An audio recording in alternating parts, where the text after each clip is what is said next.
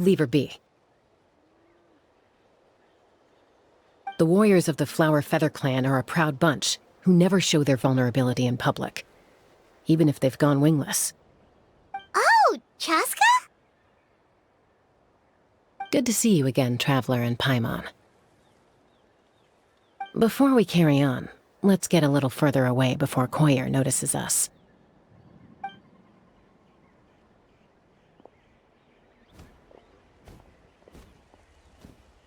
So, that girl on the bridge, Koyer, you said? Should she really be on her own right now? With the mental state she's in, it just seems risky. Don't worry. That's exactly why I'm here. Elder Alpa sent me to keep an eye on her. If she does attempt the unthinkable, I'll swoop in and catch her. I doubt it'll come to that, though. She's a fighter. A warrior, in fact. One who aimed for the sky. However despondent she might feel now, I'm confident she'll get through it. Well, in the Flower Feather Clan, there's an elite flying squad made up of Kukasaur riders. But it's an extremely selective squad. To become a rider, you need to undergo a trial where you not only demonstrate mastery of the relevant skills, but also win the approval of the Kukasaurs. Very few candidates make it through the process. Koyer has spent years training for her most recent attempt, but unfortunately she didn't pass. So it's not hard to... Sometimes, after multiple failed attempts to pass the flying test and win the Kukasaur's approval, people get so disheartened that they give up on their dream to soar the skies. They resolve to quit trying for good. We call those people the wingless. Do they get expelled from the tribe? What? No, of course not. They're still prized warriors. We have a saying, just as the Kukasaur treasures every feather on its body, so the tribe treasures each one of its children. This hits even harder in the wake of the war. All of our young warriors carry the future of our tribe on their shoulders. Besides, every Kukasaur falls from its nest before it learns to fly. It's practically a rite of passage. Likewise for the wingless, we always hold out hope that one day, when they're ready, they'll rekindle their dreams and keep trying. Until then, all we can do is quietly watch over them from a distance. Just like I'm doing now. Ah, okay. Paimon hopes she'll get back on her feet soon. Well, from the sound of her whistling, her confidence has been seriously shaken. No Kukasaur is going to respond to a call that sounds like that. Yeah, people from my tribe call to their Saurian companions by whistling or blowing a horn. So it sounds like Koyer was trying to summon a Kukasaur to practice her flying. But the Kukasaurs are an even prouder bunch than our warriors. They would never respond to a lackluster whistle like that. First she failed the trial, and now she's struggling to even summon a Kukasaur. That's only going to hurt her confidence further. And getting trapped in that vicious circle is the kind of thing that'll make people go wingless. Surely there must be something we can do to help. That's very kind of you. Koyer's flying skills are up to par, but mentally she's stuck in a rut. If she wants to return to the sky, she has to overcome that for herself. I'm going to lay low nearby, just in case she takes a turn for the worse. Let me give you a tour around the tribe once this is all over.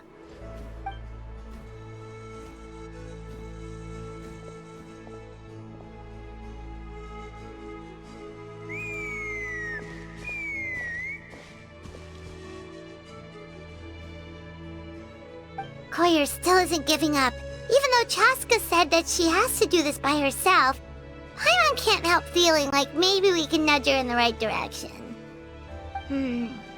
What if we could get a Kukasaur to fly up to her? That might give her the confidence boost she needs.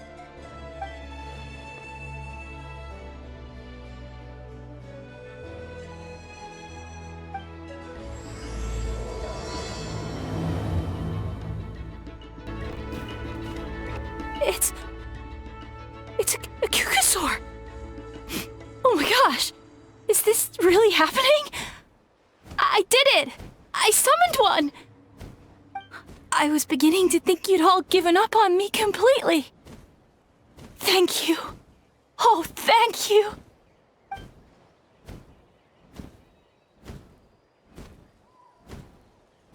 Excuse me? Would you mind if we did some flying practice together? Right now? I think I know where I went wrong in the test now. I need to maintain a higher speed on my turns. So, I just gotta practice my bell tail slides and split S maneuvers.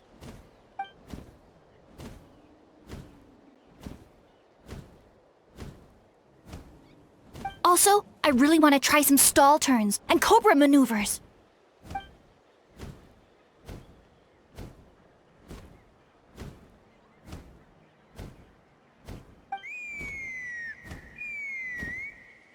Huh? That sounded like a whistle. Is someone else trying to summon a Kukasaur?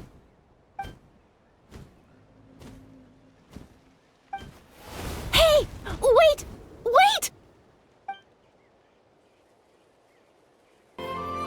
Chaska! I summoned a Kukasaur! They do still respond to me after all! Although, unfortunately, someone else summoned it away again before I had a chance to go for a flight. Oh, really? That is unfortunate. But if you can do it once, you can do it again. Keep at it, and you'll pass the trial eventually. You're right. You know, I almost thought about giving up, but I'm glad I didn't. Hey, Chaska, how's Koyer doing? Huh? Who are you? And how do you know my name? These are my, friends.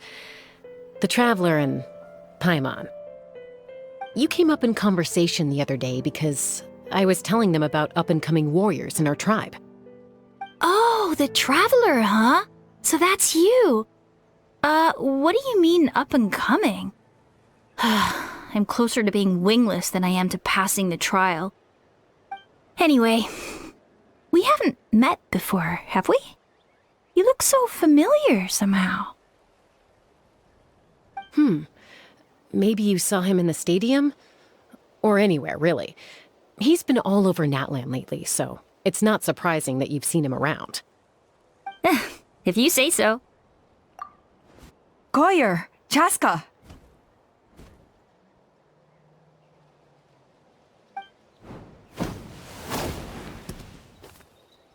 Here you are. I've been looking everywhere for you two. Oh, Elder Alpa! What's the matter? I thought I should tell you myself. We're going to redo the flying trials. Redo them? How come? This is so unexpected. And I can't believe you came out here just to tell us that in person. It's embarrassing to admit, but due to time constraints, we didn't do a proper inspection of the arena before the last round of trials began. Then we started to notice many candidates performing worse than expected. So we redid the inspection afterwards and found a number of issues which likely impacted candidate performance. This was entirely our mistake, and I apologize unreservedly.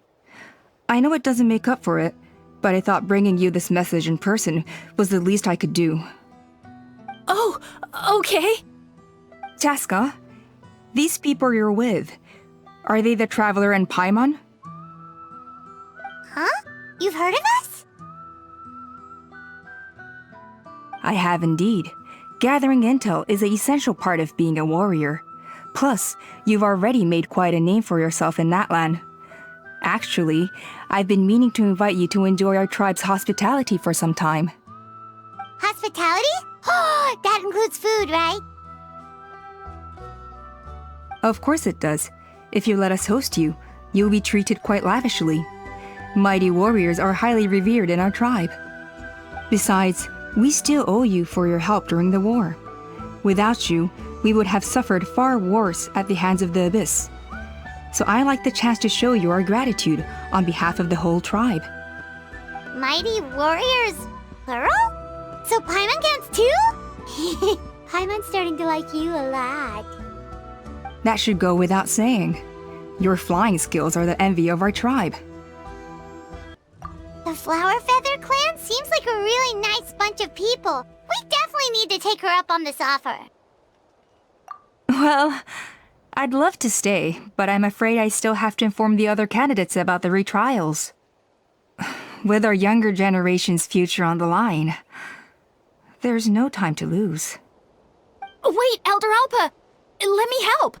The sooner everyone gets the news, the better! Very well. In that case, Chaska, could I leave you to entertain our guests? Sure thing. Okay. Let's meet by the obsidian totem pole later. Collier, let's get going. Okay.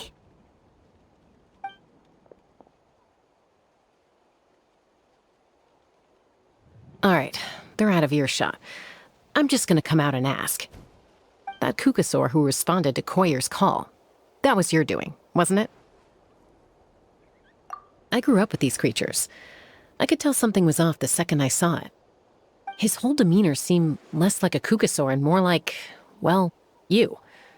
So I figure you must have been pulling the strings somehow. He looked very flustered when Koyer asked for a ride, so I whistled to give him a chance to escape. And judging by the look on your face, that was a welcome intervention, huh? It's all right. If you'd rather your hidden talents remain hidden, I respect that. I won't press you for answers, and I'll keep my speculations to myself. You're the kind of person I'd still trust even if you had superpowers. I know you'd use them for good. I think the ends justify the means in this case. She just lacked confidence, and you helped her resolve her internal conflict. If you hadn't intervened, I likely would have gotten my mom to help out instead.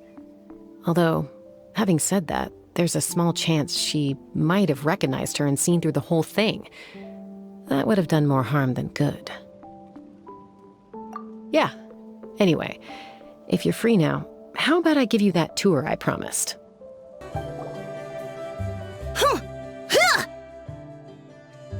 Yeah. Ready? I'm gonna get you! Uh-oh. Are they fighting? Should we try and break them up? They're fine. Just doing their daily combat training. Combat training? A little young for that, aren't they? Not to us. We're a tribe of warriors. In ancient times, we were the most elite troops in the nation, responsible for patrolling and defending all of Natlan. And even though times have changed, we've kept our martial spirit alive. Hey, is that Chaska? Chaska! You're back! Oh, can you come train with us? Now's not a good time, I'm afraid. I'm showing the Traveler and Paimon around. Maybe next time. The Traveler and Paimon? Wait, you mean that legendary warrior and legendary flying expert? Legendary? Yep, that's us, all right. Awesome. It's so cool that you can fly without having to ride a Kukusaur. Even Chaska could only do that for short distances. Mr. Traveler, can you teach me some cool sword tricks? Oh, Mr. Traveler! My family shop makes the best volcano cake. You gotta try it! Let's behave ourselves, everyone. These people are here as our guests. They're going to meet Elder Alpa in a few minutes anyway. Kotini, instead of being jealous of other people's talents, why not work on developing your own? Kapak, there's no point in trying any cool sword tricks until you've mastered the basics. Have you done all your sword drills today? And Yatlan, easy does it, okay? Not every conversation has to turn into you plugging the family business. Okay.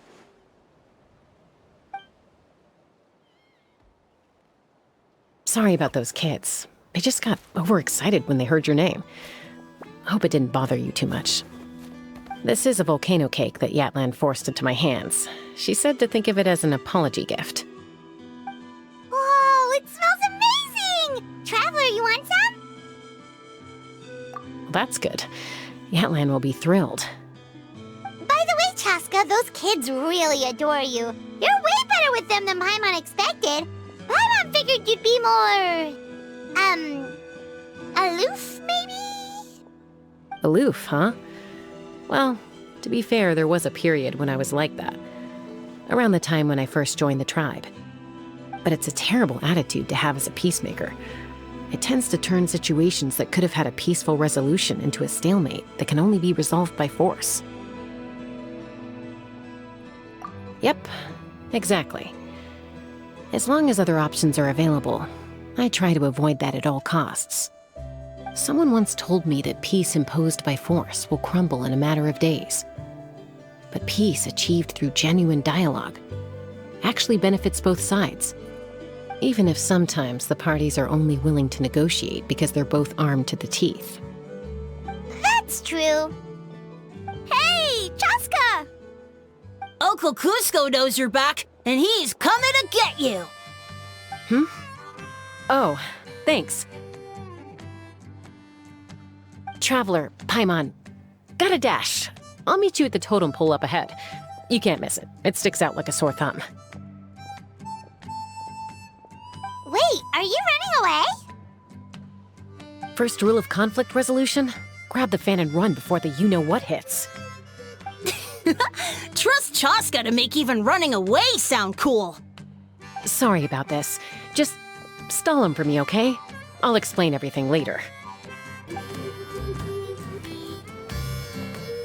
A golden-haired outlander and a white flying object. You must be the traveler in Paimon. I heard Chaska was with you, but I suppose she's run away again, has she? Sorry, who are you? Who am I? Only her father. She's supposed to go for a checkup every 3 months to see how her abyss condition is doing. We both agreed on it. But she's already missed 3 checkups this year. That's 3 out of 4. Yes, she got exposed to abyssal energy as a young child. Then her birth parents abandoned her. It's lucky those wild cuckoosaurs found her when they did, or she wouldn't have made it. They took her under their wing and raised her as one of their own. Eventually, some riders out on patrol spotted her and brought her back to the tribe. But she was practically feral at that point. The moment you took your eyes off her, she'd be getting herself into a fight, or she'd run away to be with the Saurians. She seemed to prefer them to her own kind. She might as well have been a Saurian in human form. That must be the aloof period she mentioned, right? We later discovered that her exposure to the abyss had planted seeds of conflict in her heart. So, we started trying to bring it under control. But ultimately, she's the only one who can control it. Anyway, she's much more human these days. Yeah, don't worry about her. She seems pretty stable to Paimon. She's probably only avoiding the checkups because she thinks it'll stop you guys from worrying about her. Yes, I'm well aware of that. She knows she needs to be careful. If her condition ever took a turn for the worse, she wouldn't be brushing it aside like this. It's just, every checkup she's been to, they find new cuts and bruises. Nothing to do with the abyss, of course. Oh no, that's all fine. The problem with her is, she's her own worst enemy. She's been living dangerously again, I'm sure of it. That's why she's avoiding the checkups. She wants to hide it from us. Yeah, Paimon can see her doing that. Oh. In the past, she always had Koichi to keep an eye on her. Now Koichi's gone, and I don't want to lose another daughter.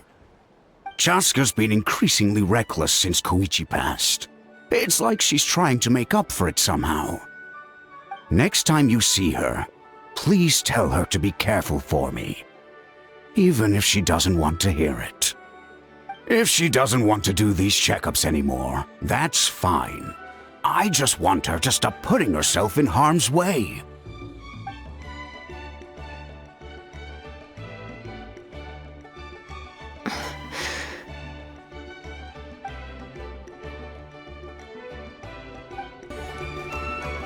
Hey, Chaska! Hey, Alba! It's all right. I bet my dad talked your heads off, huh? What did he say? I was sometimes a little impulsive back then. That's putting it mildly. The memories. It feels like it was only yesterday when we brought you back and had Cusco and his family take you in. Back then, no one imagined this feral child would grow up to be the strongest warrior of the Flower Feather clan. Huh? You were the one that brought Chaska back to the tribe? That's right. Elder Alpa was already a veteran rider by then. She spotted me while patrolling from the skies and tracked down my Kukasaur mom. Mom agreed it was time I tried to re-enter human society. But I didn't know the first thing about being civilized. I clashed with everyone who had to deal with me. And look at you now, renowned throughout the land as a peacemaker. How time flies. When the day comes that I can't fly anymore, it will be up to you to look after our tribe and our flying squad. You know me, though. I'm not a natural commander. I'm better off as a lone wolf on the front line. So stick it out at least a few more years, okay? Give Koyer and the others time to come into their own. Oh, stop. Wait, so isn't the leader just the strongest warrior in the tribe?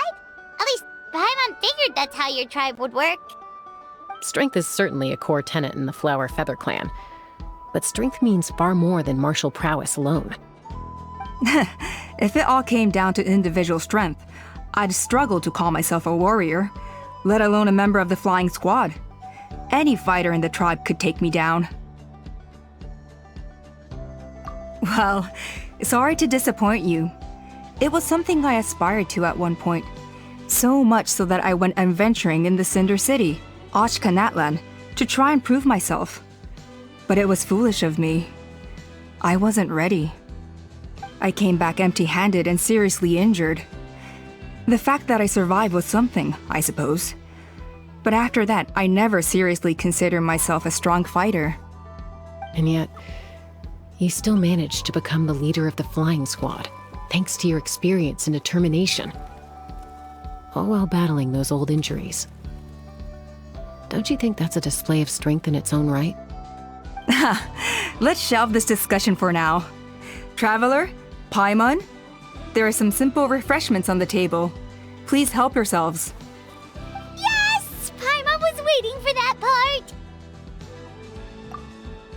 They were for the snack stomach. The refreshment stomach still has plenty of space.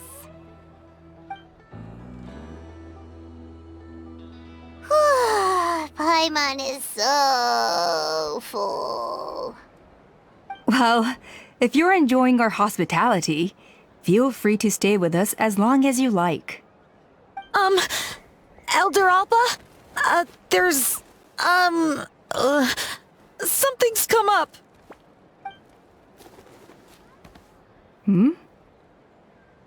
What happened? Is it serious? Shall I deal with it? It's... Some merchants showed up, not from our tribe. They said they're here to discuss some potential collaboration with us. Why now? This is terrible timing. There are a few wingless that we haven't managed to reach yet, and we still haven't inspected the retrial arena. Let me handle the other errands while you meet with the merchants. You shouldn't be trying to do everything at your age. You should help too. Seems only fair after all that food we ate. Huh. Well, much obliged. Chaska, the remaining wingless are all people you know. Let's see. Pishika now manages the floating target balloons.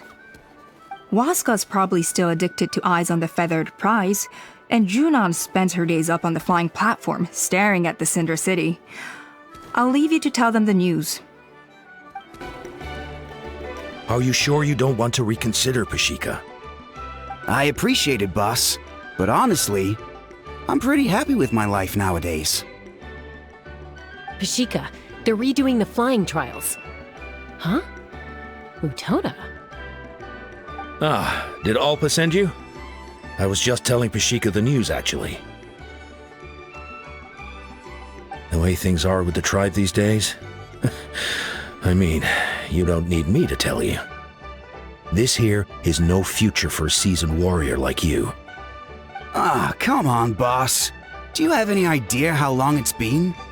I've been wingless for years now, I'm not cut out for that anymore. Of course, I'll do my part if we ever need to defend the tribe. But there's really no point in me trying out for the flying squad now. I've already made my peace with it. Not everyone has what it takes to return to the sky after going wingless. Elder Alpa's perseverance is something else. And it's okay if I'm not destined for greatness. I might not have the Kukasaur's approval, but with my hot air balloons, I can still reach the skies. Handling these balloons every day, seeing how the customers react, the looks on their faces, that's enough for me. Finding something you love doing can be just as hard as passing the flying trial. It's worth holding on to. Fair enough. It's your choice. I won't force you. Oh, by the way, you should try taking a balloon ride if you've got the time. Once you've been up there for yourself, you'll see why I love it so much. No problem. If you ever want to give it a try, you know where to find me. A retrial? What's the point? I pretty much treat life like it's a game. No Kukasaur's ever going to approve of that, no matter how many times I try.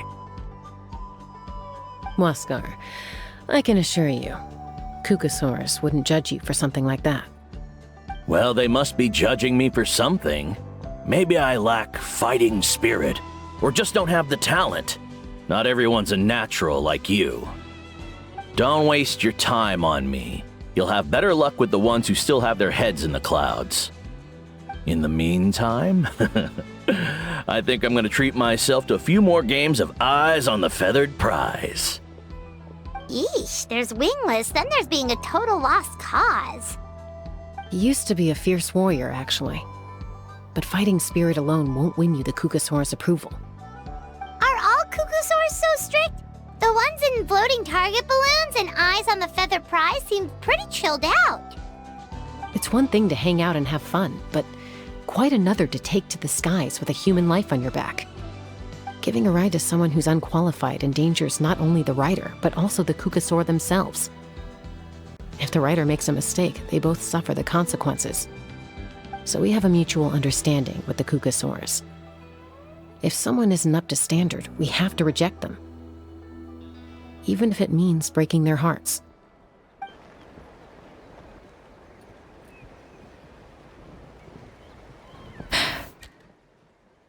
Hey, Junan. Gazing out at Ochkanatlan again, huh? Chaska? What are you doing here? Is something up? The flying squad is hosting retrials again soon. Want to give it another try? Maybe you're forgetting the definition of wingless. I've failed so many times already that I've decided to call it quits for good. I'm done. Elder Alpa always goes out of her way to come and tell me when a new trial is coming up, and it's nice of her to think of me. But nothing's gonna change. I'm not going to suddenly pass just because they're holding another trial.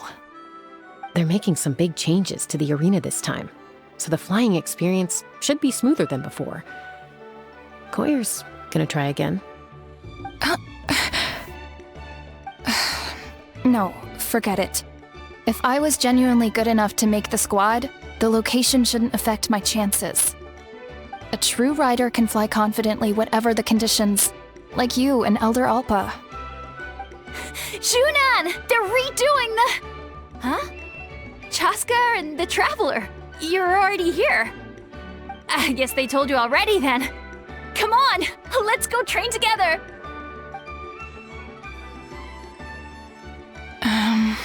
I'm gonna sit this one out.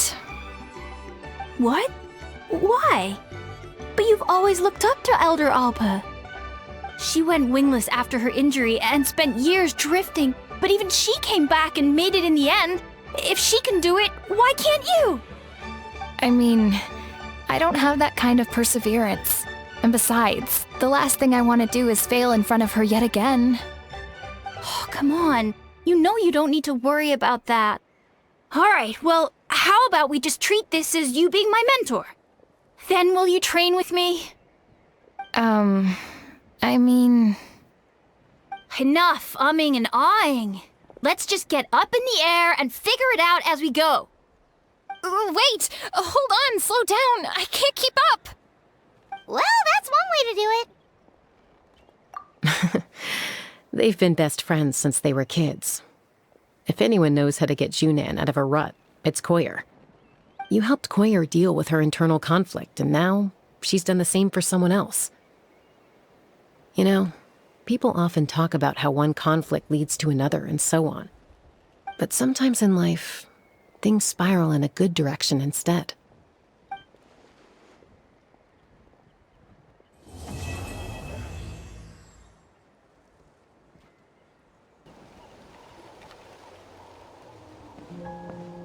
Oh, hey there, Chaska.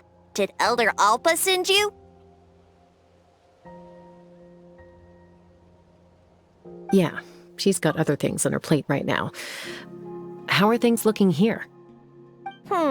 Well, the inspection revealed numerous blockages all over the trial arena. It looks like they're the result of ley line disorders caused by repeat abyss invasions. Theoretically, we just need to clear those obstacles, and the arena will fill up with gaseous phlogiston again. But that's proving difficult to achieve in practice, for all sorts of reasons. Why don't you head on down and check things out for yourself? Feel free to ask the staff for more details.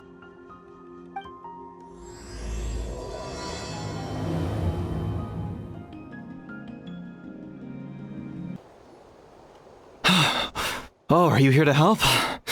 Thank goodness. There's no way I could do all this by myself. So the blockage here has to be cleared using a special bomb, but carrying explosives up that steep slope would be a recipe for disaster. If I dropped it or slipped and fell, I'd be blown to bits in an instant. So, my plan was to transport the bomb to the other side, then send it over in a hot air balloon. All I need now is for someone else to strike the balloon at the right moment, dropping the payload right on top of the spout, and problem solved. What do you think? Simple enough, right?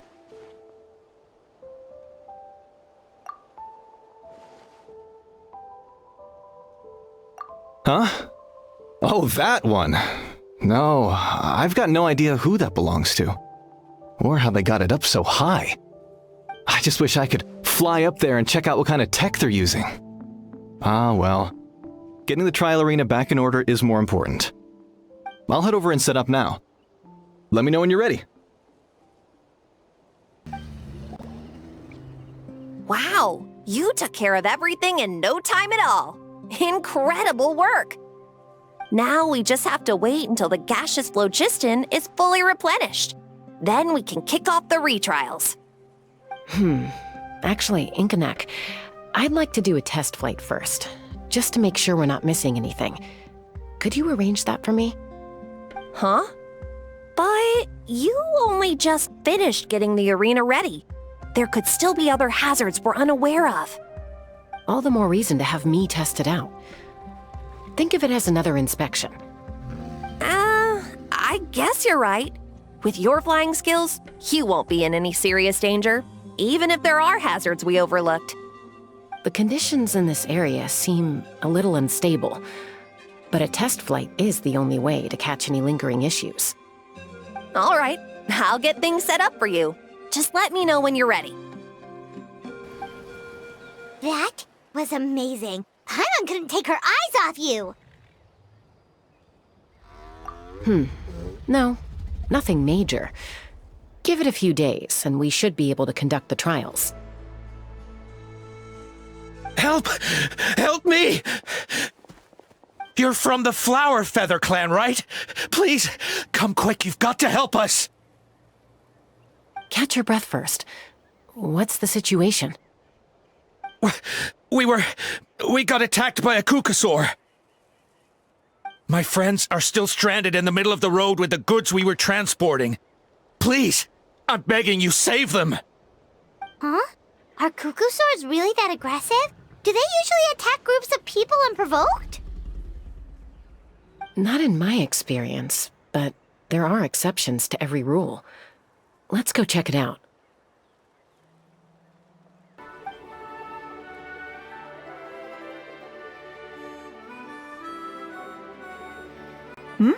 Chaska? Traveler?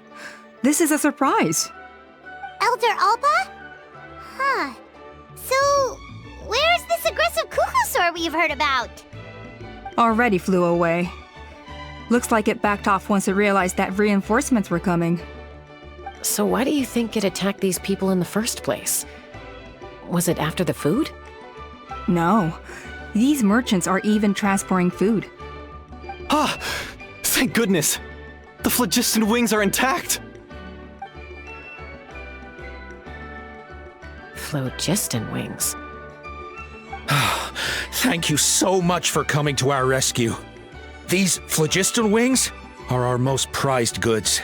If anything happened to them, it would ruin us. Wait a minute. Are you the merchants that were looking to collaborate with us? Wormy told me about you. Yeah, that's us. So I take it you're Elder Ulpa? I am. You must be exhausted from your journey, not to mention shaking up from the attack. Let me bring you back to our tribe to rest. We can talk business after you've recovered. But Elder Ulpa, what about the Cucusaur attack? Well, our guests here weren't seriously injured, and their goods are intact. Perhaps that Cucusaur was just having a bad day. There are so many of them around here. You'd expect something like this every once in a while. I don't think we need to pursue it any further.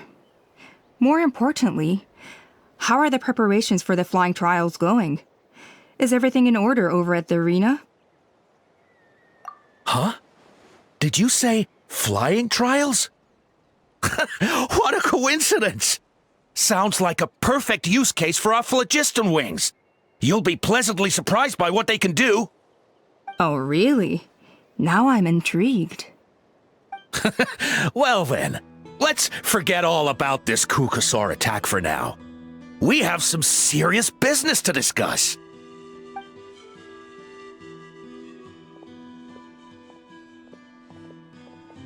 Huh?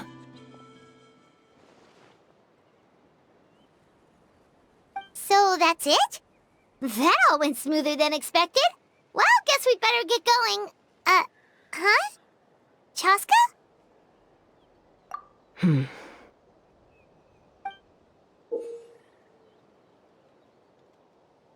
A blood-stained feather.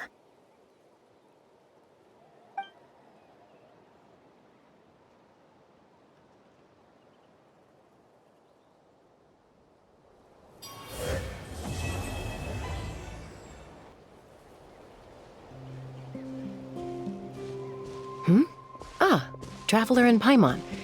You came. Yep, and it looks like we made it just in time. Although, can't say the same for the Cucusaurs. Bit of a low turnout, huh? Yeah, you'll see why soon enough. All right, get ready. 3, 2, 1, fly! Whoa! We're really flying! I feel light as a feather. I'm flying without a Cucusaur. These phlogiston wings are awesome!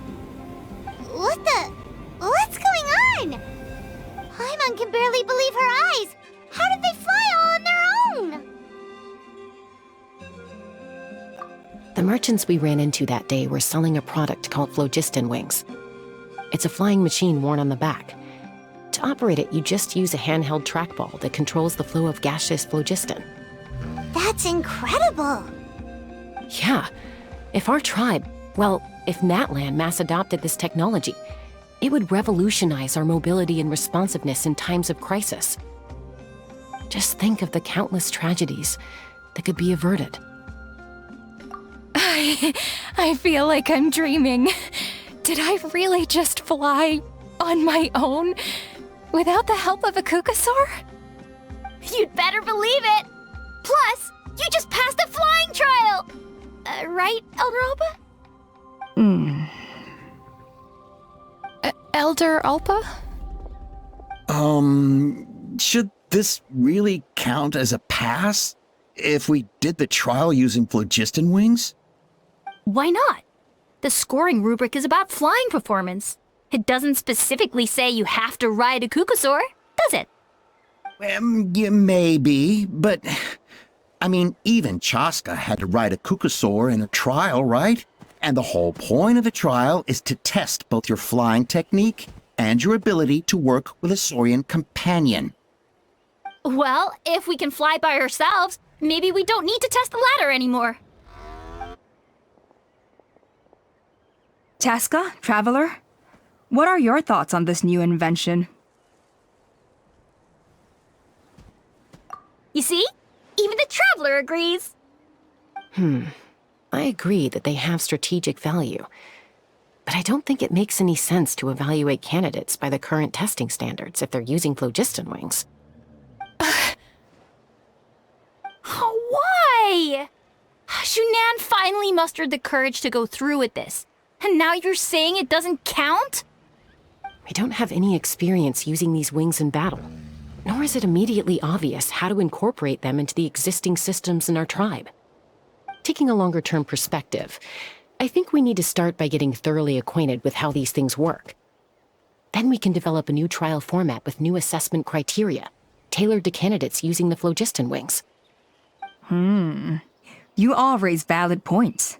But Chaska, while your proposal sounds perfectly reasonable, it would probably take years to put it into practice. We lost so many people in that war. These phlogiston wings could be exactly what we need to strengthen our forces and boost morale in this trying time.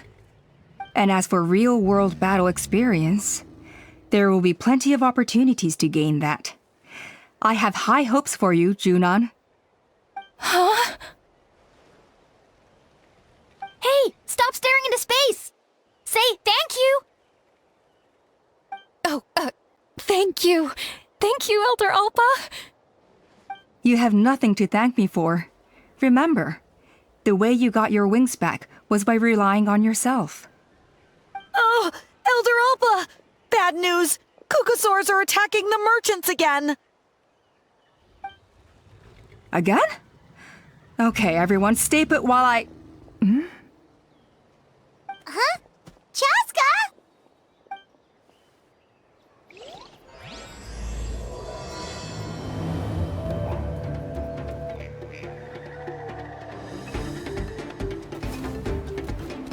Oh, it's back! It found us again! Run! Get out of here!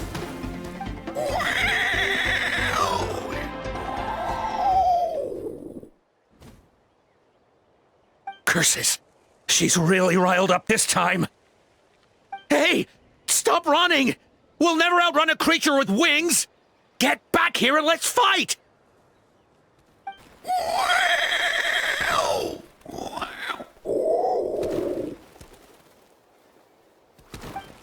Stop!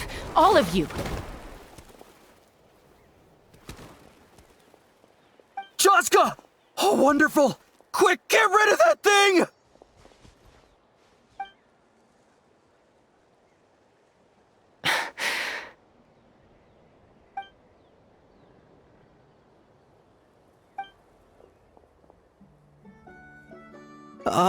What's going on? Why isn't she doing anything? So it really is you. Sister. Wait, sister? That Kukusaur is Chaska's sister?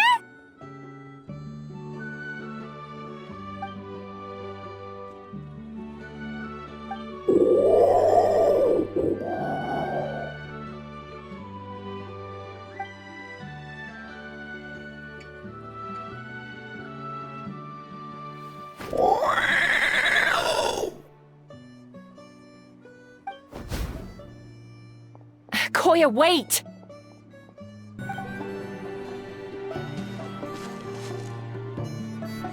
Chaska, are you okay? I'm fine. Sorry for making you worry. No point. She's an expert at hiding her tracks. Once she's shaken you off, you'll never catch up to her. At least, I always used to lose to her at hide-and-seek when we were kids. Well, yeah. You know I was raised by Kukusaurs. Anyway, she and I grew up in the nest together. Her name's Koya, and she's my big sister. We played together all the time, chasing each other through treetops or mountaintops. It felt like it would go on that way forever. Until the day I was sent back to live with the humans. Not all Kukusaurs are friendly towards people. Koya, for instance, she's fine with me because we grew up around each other, but she's not fond of other humans. When Mom decided to send me away, Koya strongly protested, and after I left, she became more and more reluctant to interact with humans. Maybe she thinks that humans stole you away from her. It's a possibility, but in any case, we still stayed best friends at first. I had a hard time adjusting to life in the tribe, so whenever something went wrong, I'd run off into the wild and vent to Koya. Ah, so that's what Uncle Cusco was talking about. He said you seemed to prefer hanging out with Saurians to your own kind back then. Yeah, I did. But then, gradually, everything changed. With a new mom and dad, a new tribe, and Koichi, I started getting curious about these humans and made an effort to understand their behavior. The more time I spent with them, the less I spent with Koya. And then, one day, it was Koya's turn to leave the nest. She sought me out and asked if I was willing to leave the tribe and go live in the wilderness with her. As far as I can remember, that was the first time she ever approached a human settlement on purpose. So, how did you answer her? Well, I wouldn't be standing here talking to you if I'd said yes. No, I was torn. On the one hand, I'd already made up my mind to embrace my new family and accept my human identity. But I also knew that Koya wasn't a fan of humans, and I didn't want to disappoint her. She took my hesitation as an answer. She saw it as a personal betrayal, threw a huge fit, and then flew off. We hadn't seen each other since, well, until today. Not for a lack of trying, though. I tried asking Mom where Koya's new nest was so I could talk things out with her. But Koya had already asked Mom not to tell me where she'd moved to. It must be hard for Mom, being stuck between her two daughters. So I didn't press the issue. And I didn't go looking for her. If things carry on like this, I need to make sure I find her before anyone else, even if she doesn't want to see me. For now, let's bring the wounded back to the tribe, and see what Mutota and Elder Alpa have in mind. So, I hear there's been another Kukusaur attack. Ha! I knew it! They're wild animals, and they can't be trusted. Hey, show a little respect. The Kukusaurs are our partners. Maybe in the flying squad, but they don't give a hoot about the rest of us. Well, now that we have the phlogiston wings, do we even need the Kukusaurs anymore? Are you kidding? How are we supposed to protect our tribe without them? I didn't mean it like that. Huh? Protect our tribe? Or are you just scared that your precious flying squad will lose its prestigious position? You take that back! Things are changing so quickly. Tasca, there's a conflict emerging there. Aren't you going to nip it in the bud? The whole tribe's talking about this now. Breaking up a single fight won't solve anything. The real source of conflict here is the phlogiston wings, and what happened with Koya.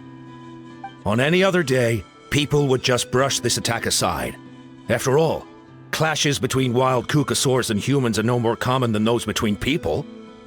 But now that the phlogiston wings have entered the equation, it's sparked a debate over whether our tribe needs the Kukusaurs at all. I worry that we risk repeating the mistakes of the Cinder City. Back then, Lord Ochkan's hatred of the Saurians nearly destroyed the peace forged by the Pyro Archon. Chaska, to prevent things from deteriorating further, I'd like to task you with restoring peace to the tribe. I will. Traveler, you've already done so much for Natlan, and the Flower Feather clan has no right to ask more of you. But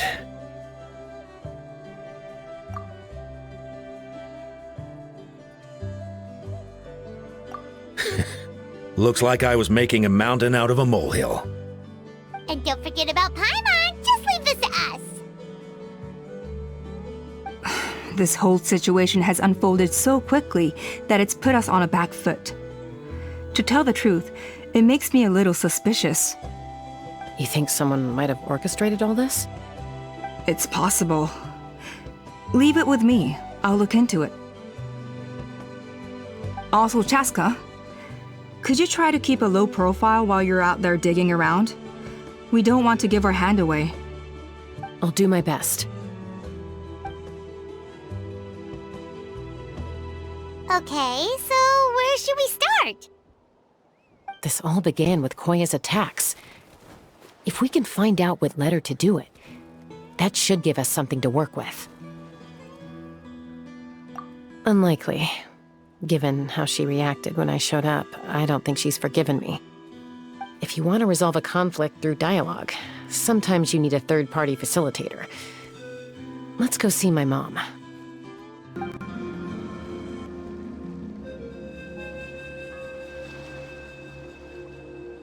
Wow, so this is where you used to live as a child?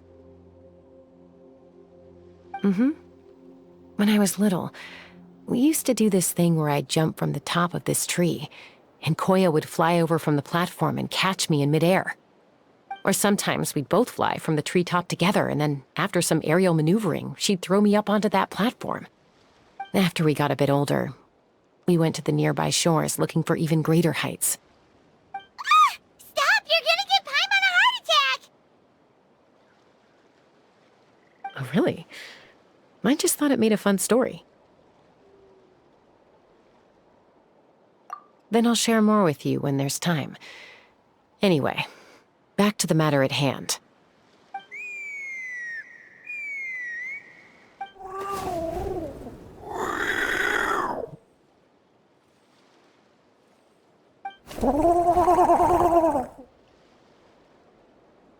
Hey, Mama Bird, I'm back.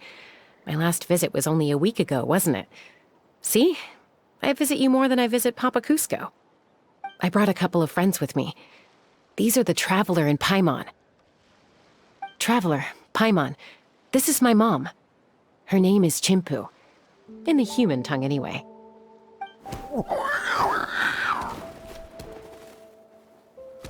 Hi!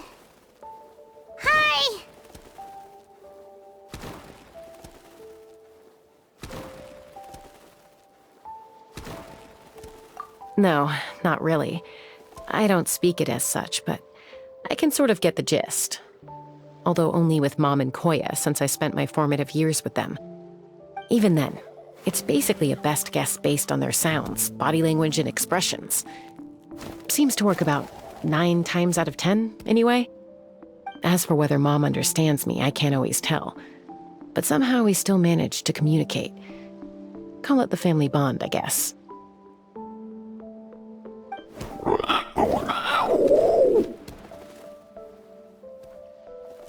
Don't worry. I'm doing well, but I think Koya might be in some trouble.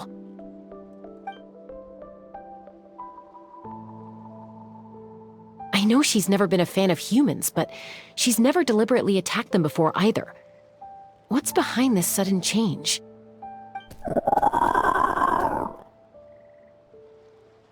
Does, Auntie Chimpu know anything? Doesn't look like it. Koya hasn't visited her in a long time. Then, could you please tell me where she's living nowadays? I really need to talk to her.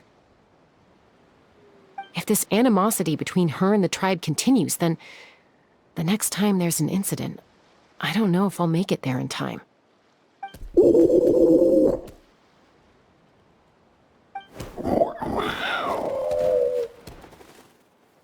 She said she'll take us there. Thank you, Mom.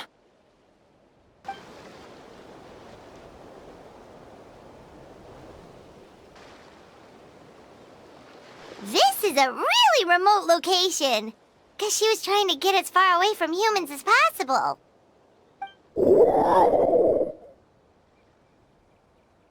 We stay here? Okay. Got it. Traveler, Paimon, Mom says we should stay out of sight for now. She'll talk to Koya first. Koya is very hostile toward humans right now. So if we show up unannounced, it might just make things worse.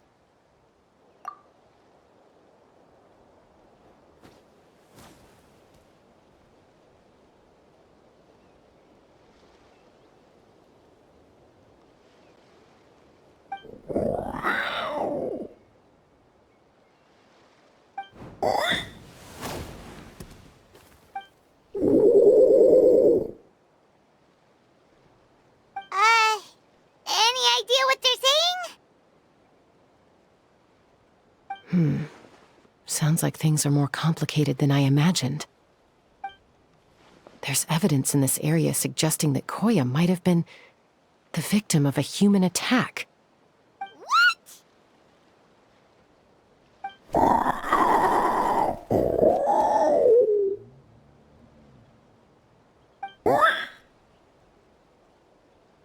No! It's Chime, Koya's child. The attackers kidnapped her. They came over the sea, under the cover of night, and they took Chime. What the heck? Who would do such a thing? I searched day and night, and finally found them.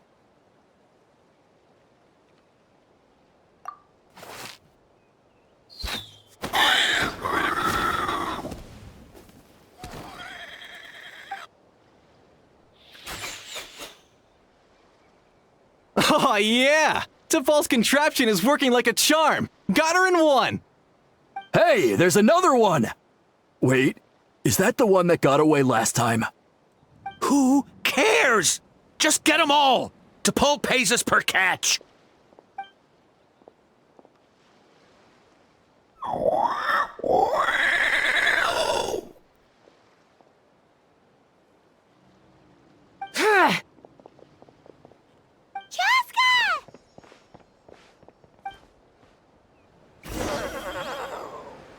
Joska? How do you get here? Quick, stop her! Don't you even think about running away!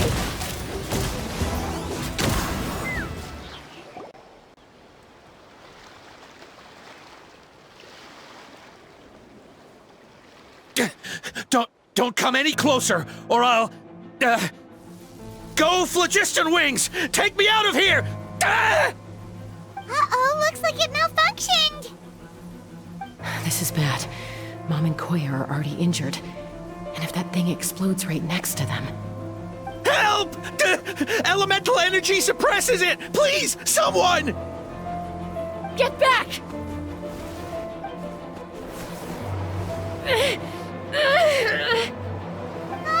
It's still going! And it's getting worse! Guess we need a more permanent solution. All right then.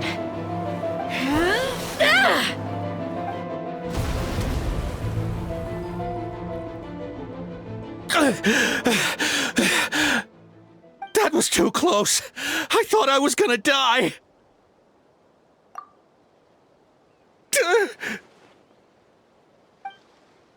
Answer us honestly. Were you the ones who attacked Koya before?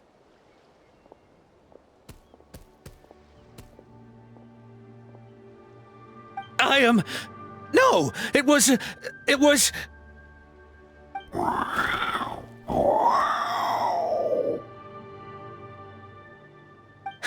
Well, she says it was you. Just tell me, who sent you here? It was T'Pol. He told us to catch all the wild Kukasaurs we can find. And he also said that this Kukasaur has become a thorn in his side, so it needs dealing with urgently. T'Pol? Huh. Sounds familiar. But where from? Well, he tends to send his orders in writing. He pretty much never communicates with us in person. When he does, he wears a mask to hide his face. And whenever we trade Kukasaurs for Phlogiston Wings, we deal with his henchmen. So you didn't even make those wings? All we did was slap some labels on them and transport them over here, to make them look like they're imported. To make it harder to trace their origins. I don't know, honest! Well, that's mighty convenient, huh? What about if I held a gun to your head? Would that change your answer? No need. I'm sorry. I'll tell you everything I know.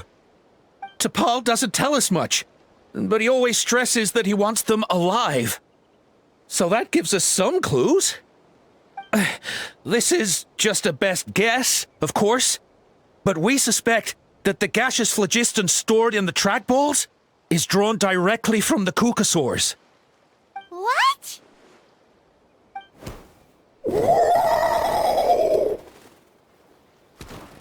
Easy now. You're still injured. Hey, keep talking. Yes, ma'am. So, the gaseous phlogiston has to be highly refined in order to power the phlogiston wings. The slightest imperfection can have disastrous consequences, as you just witnessed. But the Kukasaurs have a natural ability to process gaseous phlogiston. So, if you use them as an intermediary, then...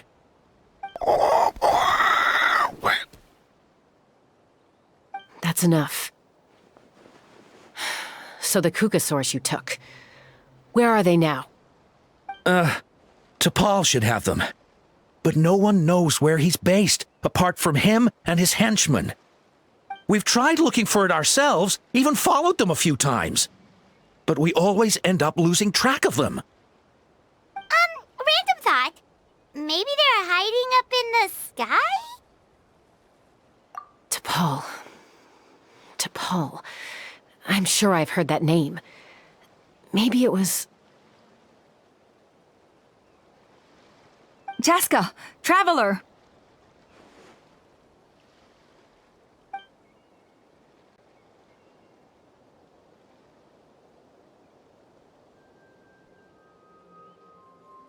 That voice! It's Alpa!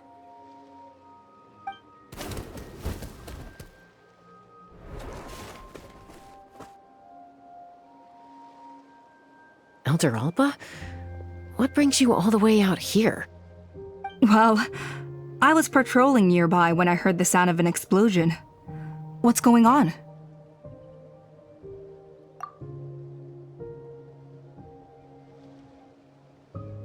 I don't believe it.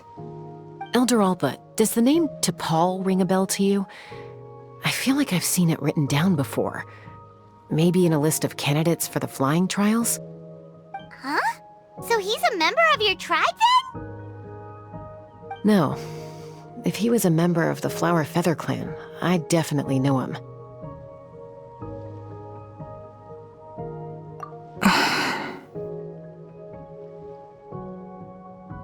Now that you mention it, I do remember a young man from outside our tribe who came to participate in our flying trials once.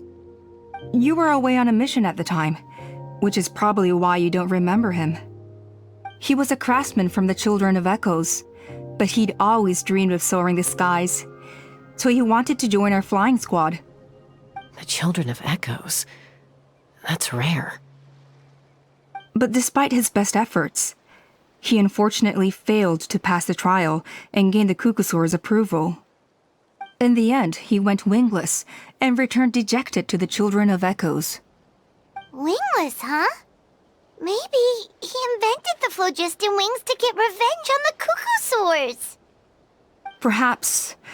Or maybe it's simply his way of dealing with his regrets over his past flying endeavors. Either way, it doesn't excuse his abuse of the Kukasaurs. I'm gonna take these guys back and expose the truth to the tribe. It's time for this conflict to end. Easy, Chaska. Remember what I said about keeping a low profile?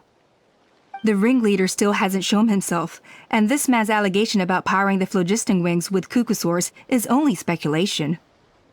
Bringing these men to the tribe now won't win over any current supporters of the phlogiston wings. In fact, it may even escalate the conflict further. After all, many are mistrustful of the Kukasaurs after recent events. Is that why T'Pol waited until now to try to capture my sister? I don't know. I mean, he did tell us to spread negative rumors about the Cucusaurs and slip some mora to anyone opposed to them, but... But Koya only attacked humans because they stole her child! Nevertheless, we will be hard-pressed to change people's minds while emotions are running high. Unless we have irrefutable evidence. Bravo! My thoughts exactly. In the meantime, leave these men with me. I'll escort them back to the tribe. I'll take the other members of their crew into custody too. They won't get another chance to stir up trouble. Fair enough. I guess finding T'Pol is gonna be the key to resolving this conflict. Let's hope the Children of Echoes have some info on him.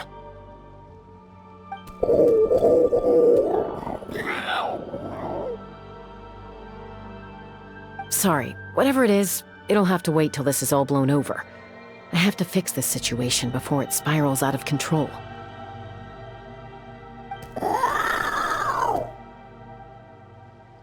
Mom, Sis, rest up and get well soon. I gotta fly.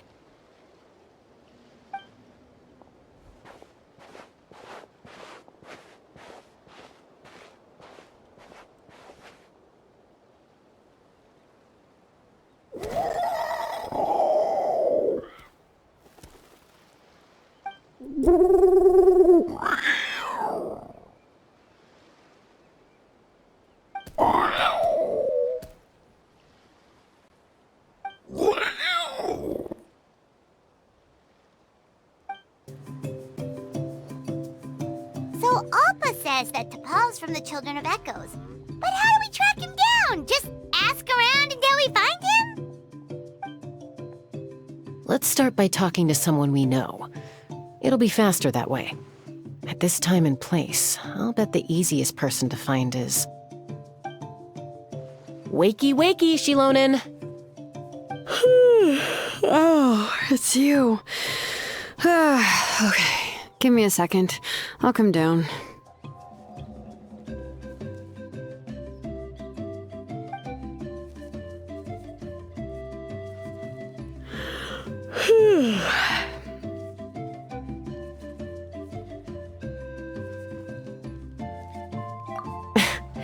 I climb trees to fly further and see farther. I don't usually stop for a nap. Well, we're not all like you. Always full of energy, even after flying around all day. Yeah.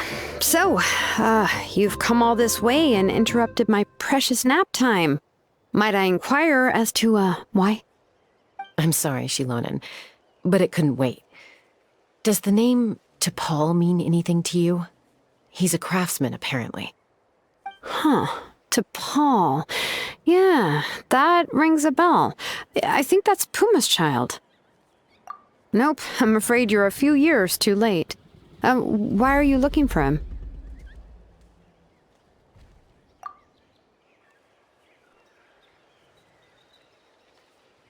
Huh, phlogiston wings. Wow, okay. The kid actually pulled it off. Well, looks like, no more rest for me today. Pulled it off? You mean he's tried making something like this before?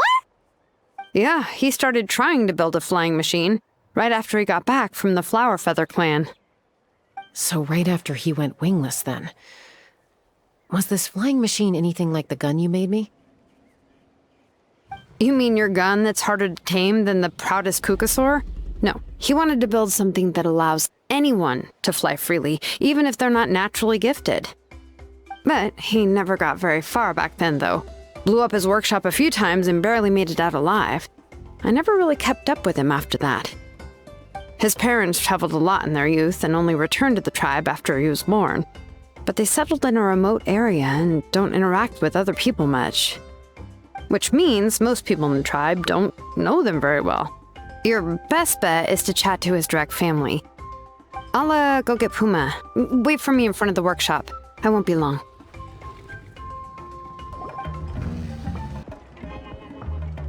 I'm back. Allow me to introduce T'Pol's mother, Puma. Hello, we're... Oh, save the pleasantries. I don't want to spend any longer talking about that boy than I have to. Huh? I disowned him long ago. He is no child of mine. All he cared about was his pipe dream of reaching the sky. Oh, we tried to talk sense into him, but he was obsessed. And then when he left us, he spouted some nonsense about building a workshop in the sky to avoid the constant criticism of us ground dwellers. He left his notebook behind. Whatever questions you have, you can look for them in there. I am done talking about him. He's no son of mine.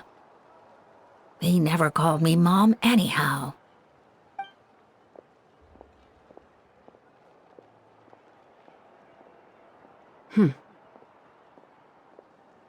Wow, they've really fallen out. Paimon sure wasn't expecting that. Her husband, T'Pol's father, he passed away recently, and T'Pol didn't even bother to show his face at the funeral.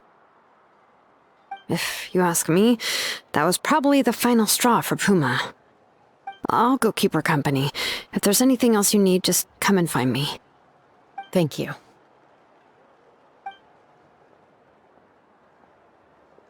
Okay, so this notebook is the only lead we got now, right? What's in there?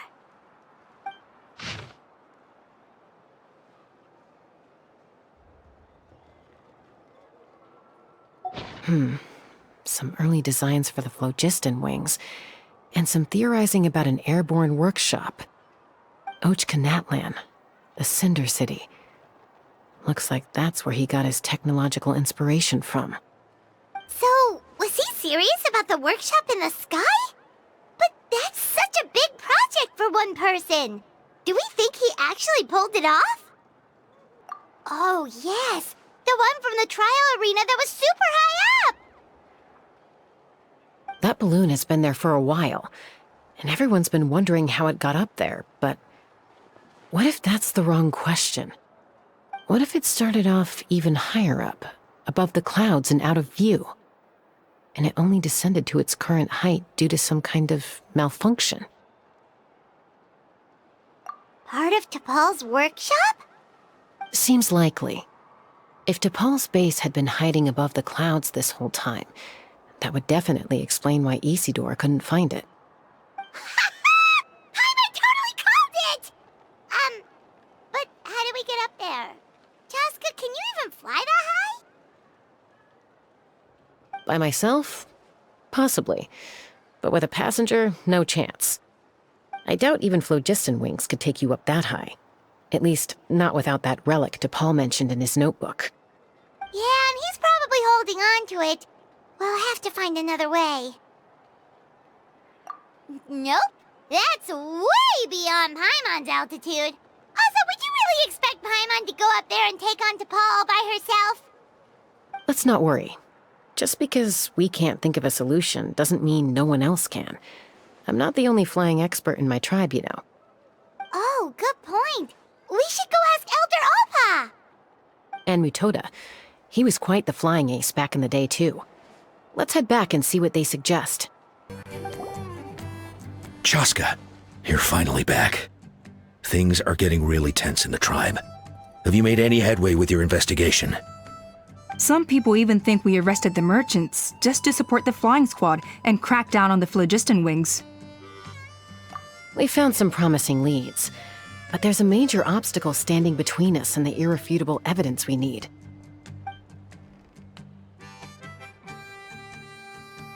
A relic from the Cinder City? So Ochkan's still managing to sow discord, even after all these years. An airborne workshop and a hot air balloon above the trial arena. And that's where you're trying to get to now? Neither phlogiston wings nor a Kukusaur can take you that high up. Do you really think that's where T'Pol is hiding? You know what? There might just be a way. Really? Do you still remember those spouts in the arena? When they were all blocked, the gaseous phlogiston was trapped and unable to flow. But now, it's flowing freely. If we were to block them up again... You mean all of them except the one at the very top of the arena? To build up the pressure there? Precisely. With all the gaseous phlogiston flowing through one spout, it would create a high-pressure wind current. And then we just ride it up into the sky! Yes, it has its risks, but with Chaska's abilities, I think she could manage it. It's an extremely risky approach, but I agree that it's feasible. If you want to give it a try, check with Inkanak at the trial grounds. She can explain how to block the spouts. Chaska, if anyone has a hope of seizing this evidence from the high heavens, it is you. Goodness me, that is a very bold idea. Maybe so, but we have to act fast. What's the quickest way for us to block off the spouts? From a technical perspective, I'd have to advise taking some measurements and carefully planning this out first. Then we'll have to take the rough and ready approach. See the solid phlogiston over there? Our prior inspections revealed that some kind of stable structure has formed inside, making it highly damage resistant. It's not without its weak points, but unless they're all struck at the same time, the structural integrity won't be threatened. So, what happens if we do strike them all at once? It'll collapse. Okay, I see where you're going with this. Yeah, you got it. As long as you hit all the weak spots at once from the right angle, the solid phlogiston will fall right on top of the spout and block it up. You're right about rough and ready. Sounds like my kind of plan. It actually worked! But wait, how are Paimon and the Travelers supposed to get up there? Koya can give you a lift. She's actually been following us this whole time.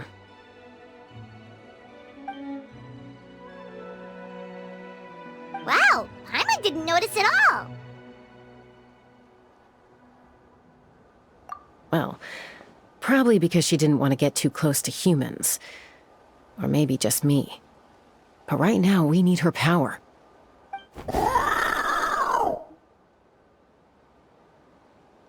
Whoa, you didn't even have to summon her!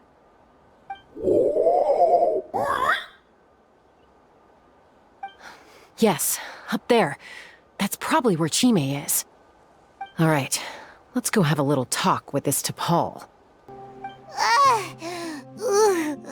Haven't ever flown that fast before. She feels so ready to throw up. Aha. Just as I thought. It might look like a regular hot air balloon from the outside, but up close, it's clearly been heavily remodeled. And sure enough, it only descended below the cloud line because the custom-built machinery malfunctioned. I should be able to figure it out with T'Pol's notebook. Thankfully, I know a little DIY from fixing up my guns when they're having issues. That should just about do it. Now all it needs is a nice hard kick. Maybe that works on your guns, but, huh? We're really moving!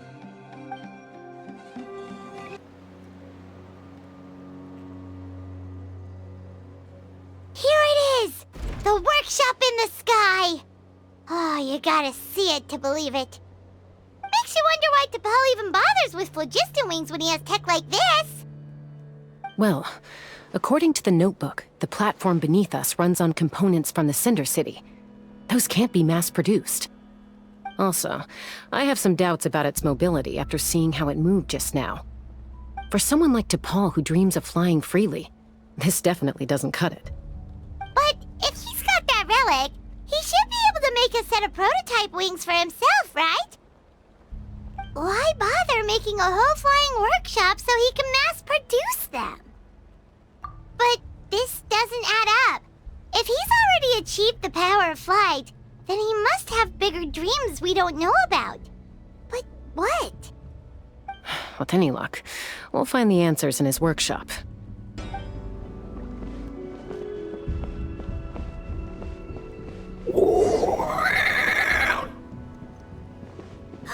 Cuckoosaurs!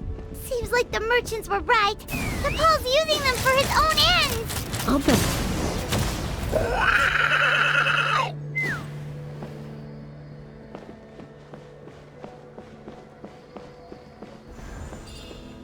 Let's fly.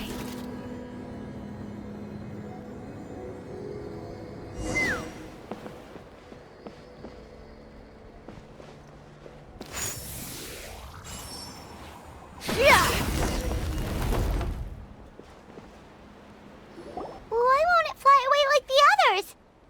Is it... She's still breathing, but barely. By the looks of it, T'Pol was using these cages to extract phlogiston from the Kukasaurs. Once a Kukasaur is drained of phlogiston, it becomes too weak to move. We'll have to come back for these ones after dealing with T'Pol.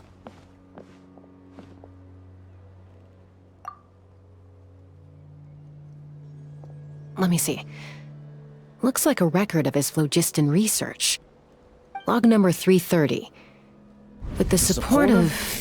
I was finally able to launch the airborne workshop. Even though it relies on the relic for 80% of its power supply, I've at least taken my first step. Log number 348. Research on the relic is progressing well. I should be able to replicate the technology and scale up production very soon. Has proposed a name for this groundbreaking invention. The phlogiston wings. I think I'm getting close. Soon I will achieve my dreams. Log number 377. Encountered some issues with the new smaller model phlogiston wings. The gaseous phlogiston showed some volatility during the refinement process. Thinks we should proceed at a more cautious pace with the refinement experiments. But after so many past failures, I have to prove that I will succeed this time. Log number 114. Ran an experiment using Kukasaurs to refine gaseous phlogiston. It was a success. Log number 117. I've started recruiting merchants and hunters to capture wild Kukasaurs. Log number 121. Major breakthrough in the efficiency of phlogiston yield. Huh? So many parts have been crossed out! Yeah, probably the contact he alluded to in his other notebook. Guess he has a benefactor. Did anyone else notice how the numbering system in this notebook suddenly changed halfway through? We haven't got time for textual analysis, I'm afraid. Grab the notebook and let's press on. Huh. Never seen one of these before. Looks like this was built with the Cinder City components, too. You're not thinking of giving it a nice hard kick, are you?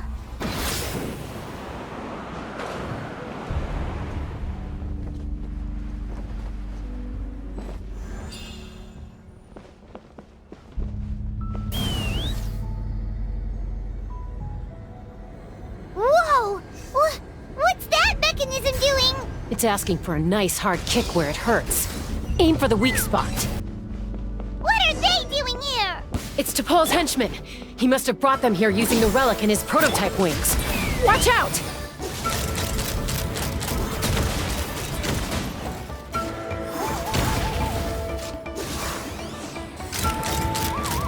Locked on!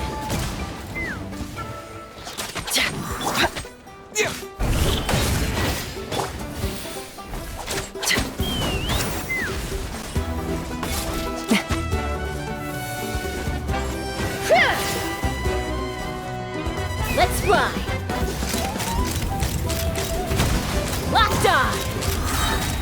Open fire!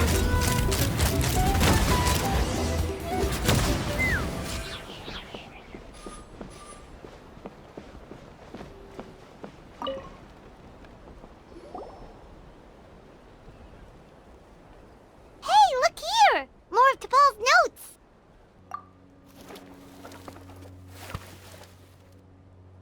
Log number 403. Introduce me to some new comrades who fully support my ideas. I told them that some Saurians are blessed with wings, and some people with natural gifts, while the less fortunate among us can only look on longingly as they seize the skies. But I also told them that progress can erase individual differences. Think of the tools humanity has made to fight back against wild beasts. The law we have put in place to even the playing field between the strong and the weak. I promised them that our research will be the new frontier of human progress. With our phlogiston wings, the power of flight will no longer be for a select few to enjoy. Imagine a world where the skies are for all to share. I only hope that when we finally achieve this goal, will be proud of me. Imagine a world where the skies are for all to share. Yes, what a wonderful world that would be. If only it were possible. We could respond faster, and so many tragedies could be prevented. But DePaul, what about the saurians you're draining dry of phlogiston? You're not sharing the sky, you're stealing it! Bad move. I won't let you get away with it.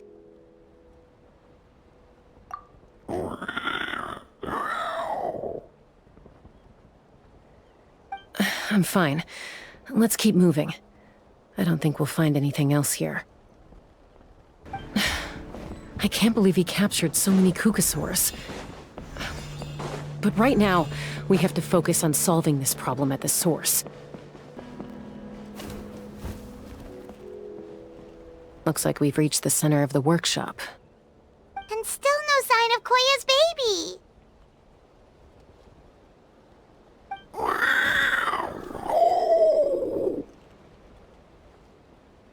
Let's search this area for now. If we still can't find Chime, we'll double back.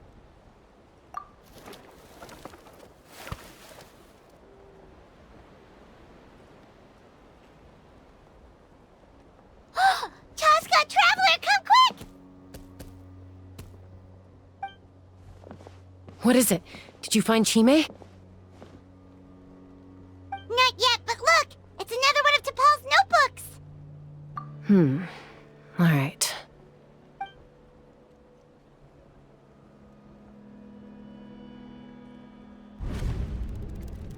Log number 428. We decided to restart the experiments on phlogiston refinement, but without telling. This is the final obstacle to the success of the Phlogiston Wings project. We cannot fall at the last hurdle. Log number 436. Earlier today, suggested using Kukasaurs as an intermediary to extract refined phlogiston. It's certainly feasible, but... Anyway, as long as our secret experiment succeeds, I'm sure won't bring it up again. Log number 443. We will conduct the experiment tomorrow. But birthday is coming up, so hopefully we'll have a birthday surprise for her. Log number 444. Huh? Why is this log empty? I guess whoever wrote down the log number was prevented from recording the results. Log number 0. We lost many comrades in the accident. Among them are friends, lovers, and children. But we cannot stop now. We will keep their legacy alive and carry their dreams forward. As of today, we are scrapping the artificial refinement method. Instead, we will focus all our efforts on phlogiston extraction from live Kukasaurs. They are arrogant beasts whose existence in the wild serves no one but themselves. Their true worth lies in their sacrifice for the sake of human progress. To facilitate our operations, we will gradually move the airborne workshop closer. to the Flower Feather clan, even as we continue to expand it. All this we do to create a world where the skies are for all of humanity to share. All this we do to make T'Pol's dream a reality. Given the way this is written, not to mention the fact that the numbering has started over from 0, it kinda sounds like this is someone new. Does that mean that T'Pol's already... There's also a letter tucked in the end of the notebook. It's from Puma.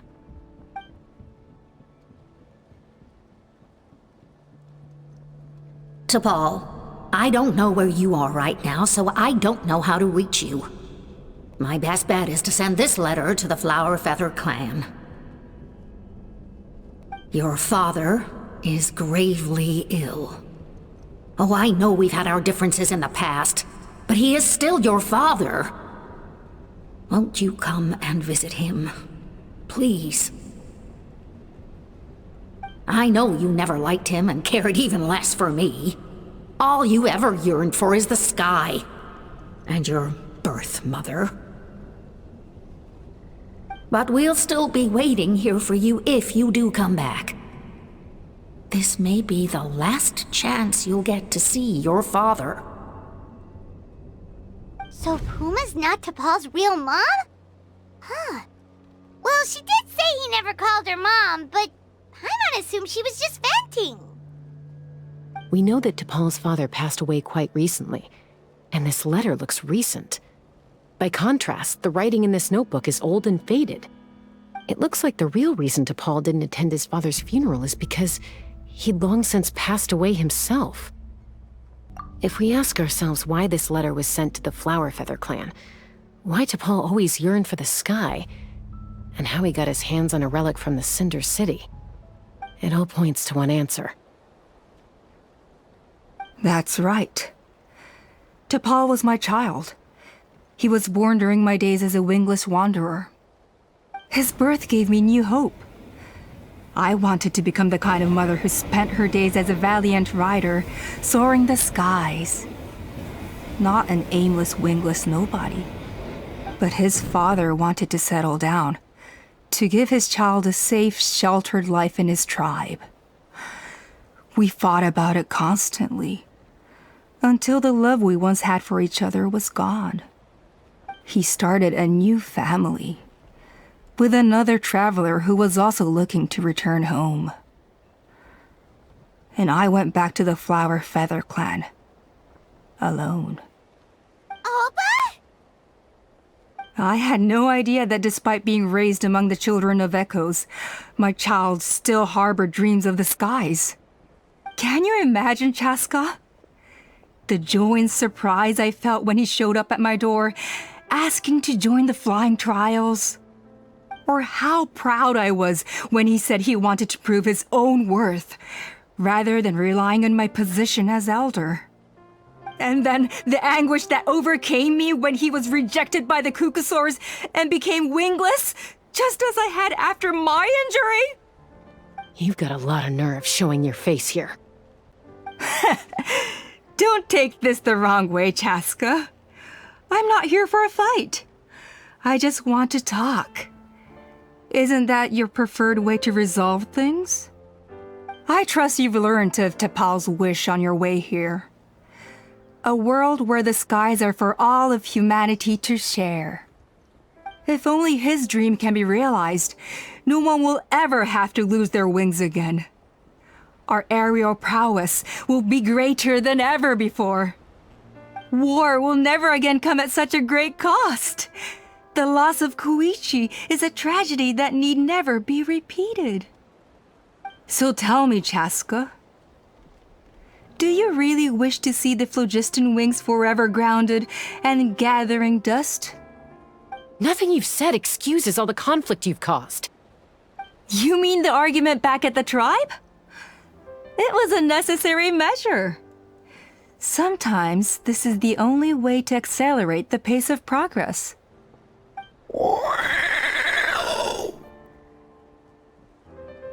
Is a mother harming her children when she coaxes them into swallowing a bitter pill? Of course not. It is a brief moment of suffering for the greater good, and the child would come to understand this in due course. The phlogiston wings are that bitter pill.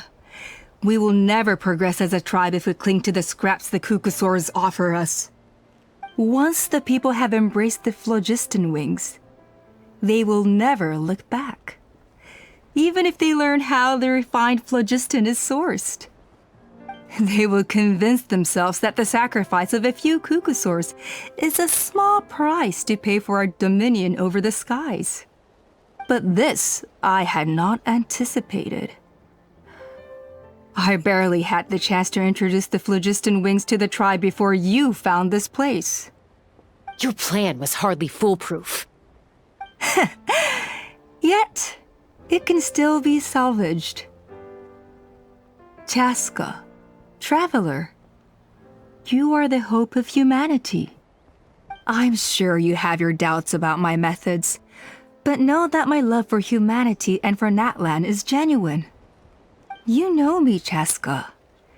And you know that I've always treated everyone in the Flower Feather clan as my own children. As fellow humans. Surely you can understand my perspective. Hey, quit the quips! This is serious! Alpa, Natlan doesn't belong to humans alone. And truthfully, neither do I.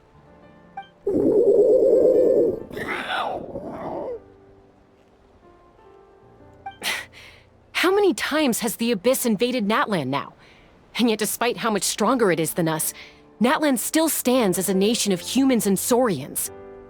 Peace imposed by force will crumble in a matter of days, because social bonds are what hold a civilization together. Weren't you the one that taught me that? And yet you would break the bond we share with our Saurian companions to take more power for ourselves? That's as stupid as hacking your own arm off to use it as a club. They are wild beasts, driven purely by instinct. How could they possibly understand human social bonds? How did someone like her ever become a writer? Ha! You overestimate them. They bow to the strong and shun the weak. That's all there is to it.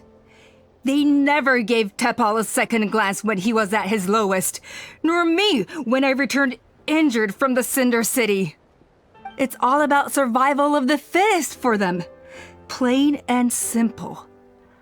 They obeyed me once I proved myself stronger than them, but the moment it serves them better, they'll abandon me in a heartbeat. You're wrong, Alpa. They only reject the wingless because they don't want to fly anyone to their death. Chaska, I will promise you this. Only the unruliest wild Cucusaurs will be used for phlogiston extraction. The ones who have nothing else to offer to humanity. Well, that's too bad, because I know a few unruly wild Cucusaurs who don't think that idea is gonna fly. Namely my mom, my sister, and me. And the others? To us, they're friends, family, even children. So if you want to put any of them in one of your cages, you're gonna have to go through us. Is that right? I knew you might be difficult to convince. Maybe this will change your mind.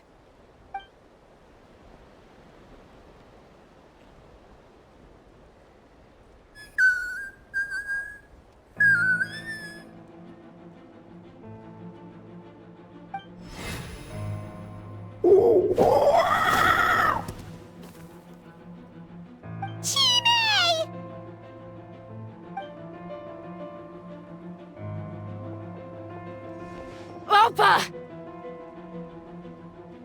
Careful! Don't make any rash decisions. Unless you want to see her suffer.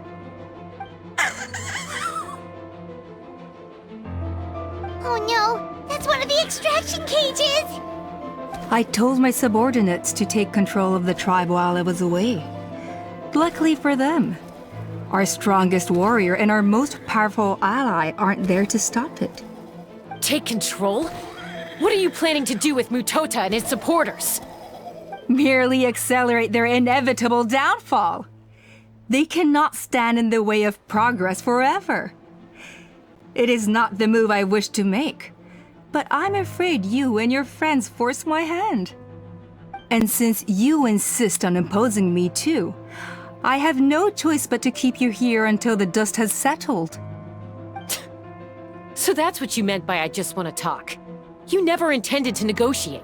You just wanted to stall us. No, Chaska. I genuinely hoped I could win you over. You are the strongest warriors we have. Put down your weapons, and I promise you that no harm will come to this young Saurian. I just need you to stay here for the next couple of weeks or so, while my people consolidate their power. Then, I will give her back to you, and you'll be free to leave.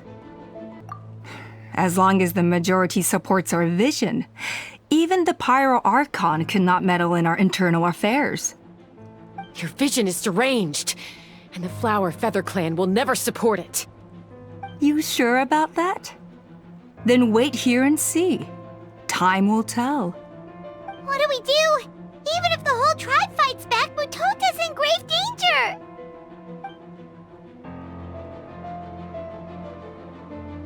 Stop delaying the inevitable! Drop your weapons and get into the cages, now! She's still holding Chime hostage. Is there really no other way?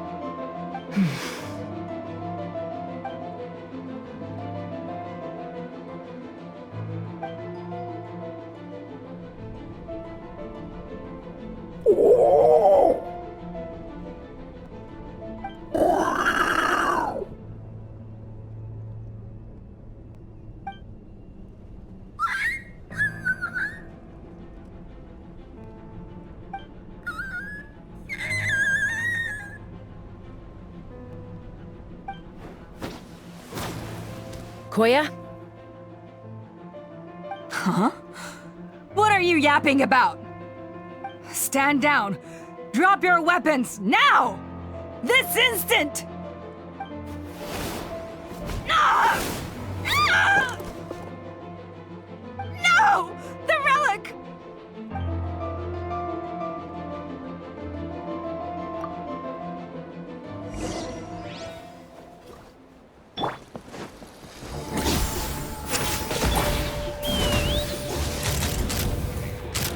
Open fire! Bullseye! Knock him down. Give up, Alpa. We're negotiating my way now, and this ain't your strong suit. Which will it be? Just shut up! No! Help! Anybody?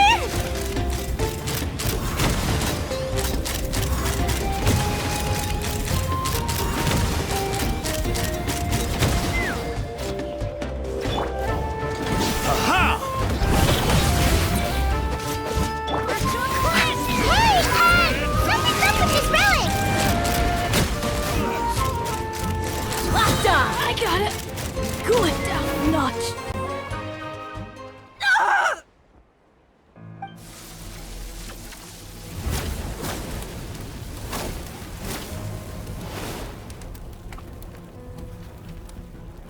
No! What is she doing? She'll bring us all down with her! But why? We stabilized the relic! Maybe it got damaged in the fight. If we don't think of something fast, this whole workshop is gonna fall apart. No. They're directly beneath us. My beloved tribe!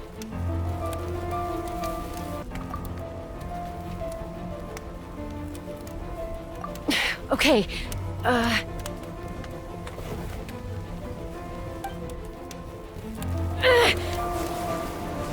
It's too powerful. This ain't a toy like last time. I don't think I can just throw it aside.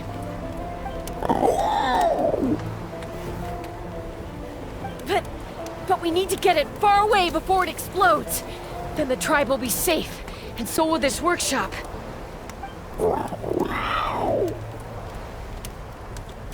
Koya, remember when we were kids? Come on, let's take this thing high up into the sky.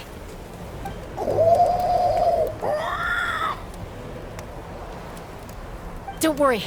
I know I can get rid of it before it explodes. We're talking some surface wounds at most. All I need is for you to catch me at the end. Just like old times.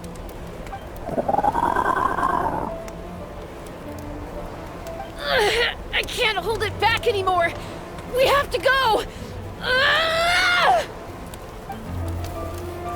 Don't be insane! Alpa! What are you... You're a fool, Chaska! Why would you choose such a risky solution? We cannot entrust the safety of our tribe to this wild Saurian! I'm the fool! You really think you can stand a better chance than me?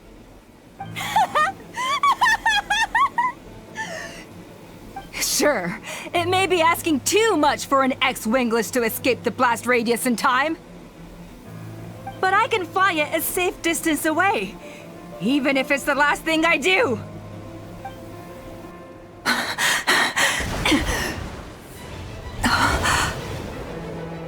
Here, this should be high enough to save the clan. What? You don't get to die a hero today.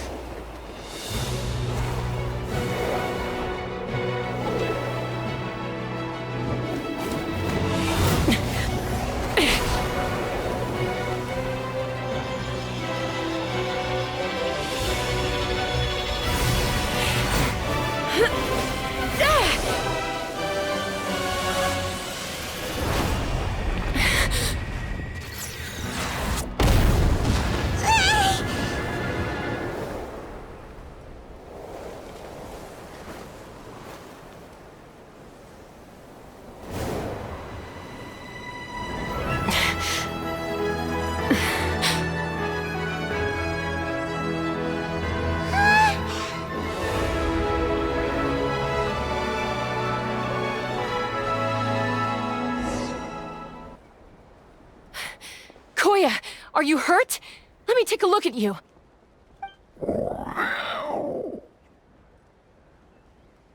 What do you mean, I'm fine?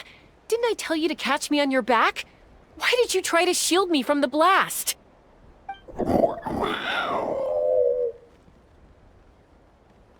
Accident? Yeah, right. Seriously, you're as stubborn as ever. Chaska, Koya! How are things looking here?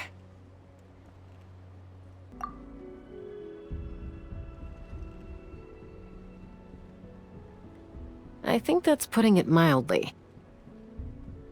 I owe you one. Again.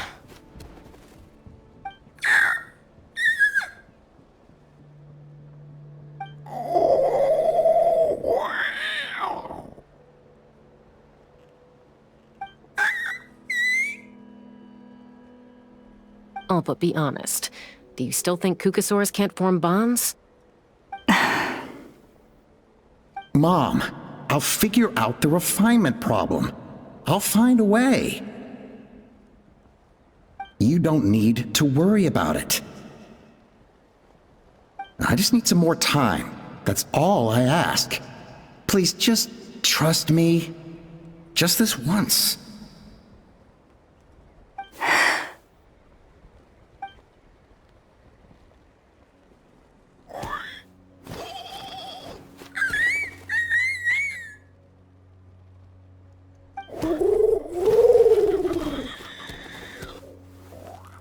The Flower Feather Clan yield to the strong.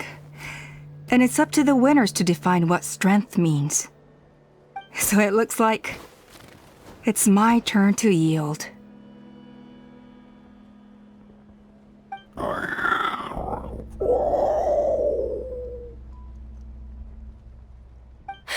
Koya! Koya!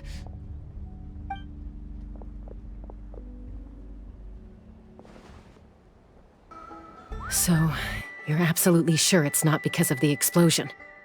Yes, for the 10,000th time, I'm sure. The blast barely touched her. The reason she fainted was old injuries playing up. compounded by overexertion in recent days. The moment she finally relaxed, all the built-up stress finally caught up with her. And no wonder. Honestly, she's just like you. Anyway, now you know how we feel when you go off risking life and limb. Your mother and I would both appreciate it if you lived less dangerously. You know she wrote to me from the Masters of the Night Wind, just to scold me for not doing enough to keep an eye on you. If she wasn't so busy with work, you can bet she'd come back here and chew us both out in person. I'll find an opportunity to apologize to her. I promise. You'd better. No more avoiding us, okay? And don't get me started on all the checkups you've missed. Got it. Got it. Huh? Koya? You're awake. I'll go let everyone know. Hey, but we're not done talking. What are we gonna do with her, Even after everything that's happened, she still hasn't figured out how to start the conversation with you. She keeps saying, I don't think Koya has forgiven me yet. But if you ask me, she's the one who's scared to open up and have an honest conversation. For all her confidence, she's a very sensitive soul underneath. You'd think as a peacemaker, she of all people would know how to reconcile with her family after a falling out. She must have been a handful growing up. Thank you for being there for her. And of course, thank you for keeping her safe when you were up there in the sky. Koya, Uncle Cusco, we're here! Ha!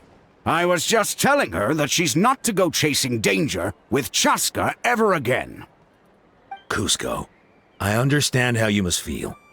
But it's all thanks to Koya and Chaska's efforts that the airborne workshop didn't come crashing down on our heads. Oh, Paimon almost forgot to ask. They didn't hurt you while we were gone, did they? Thankfully, when her co-conspirators tried to arrest me, I was out coaching Koya and Junan. The two of them were a huge help. They took care of things while I went around rallying the resistance. So, in the end, Alpa's would-be revolt didn't really get off the ground. And as it turns out, not all of the wingless want to see our dear Saurian friends replaced with phlogiston-powered gizmos. I'm so sorry you got mixed up in this, by the way. We should have caught on to Alpa's scheme sooner. We could have saved so many Kukasaurs from getting hurt. Most of the airborne workshop has now been dismantled. We've just left one small, harmless part intact, and repurposed it as a jail for Alpa and her cronies. Let's see how they like being locked up in a sky prison! So, it looks like there's just one last conflict left to resolve. Peacemaker, you're up. I said I had to wait until things had blown over, didn't I? And now they have. But I still have no idea what to say. Koya, I just want to say, I'm sorry for how things went down back then.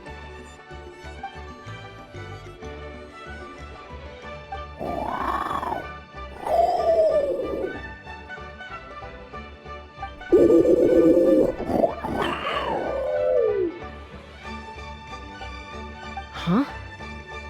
Does this mean you're not mad at me anymore? There's that family likeness coming through again. But that day, when we ran into each other...